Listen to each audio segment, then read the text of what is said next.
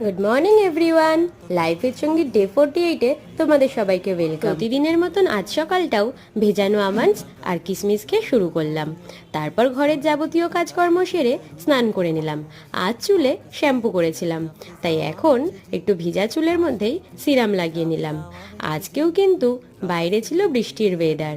দেখো আকাশটা কি সুন্দর লাগছে। বিকেলবেলায় এসেছিল আমার স্টুডেন্টরা পড়তে। ওরা পড়তে না আসলে আমার দিনটা একদমই ভালো যায় না। সন্ধেবেলায় রেডি হলাম, একটু বেরোবো অনির সাথে। সামনেই যেহেতু বিয়ে, তাই এখন টুকিটাকি বেরোনো লেগেই থাকে। আমরা বেরিয়ে দুজন কাজকর্ম সেরে বাড়ি ফেরার সময় একটু মিষ্টির দোকানে দাঁড়ালাম বাড়ির জন্য মিষ্টি নেব বলে। অনি এখানে বেছে দিচ্ছে কোন মিষ্টিটা বাড়ির জন্য নিয়ে যাব। বাড়ি ফিরে ডিনার সেরে বসলাম কিট্টুর 5 মান্থসের ফটোশুট করতে। এখন বাজে রাত 12টা, আর ওর চোখে নেই একটুও ঘুম। সো আজকের মতন টাটা, দেখা হবে পরের ব্লগে।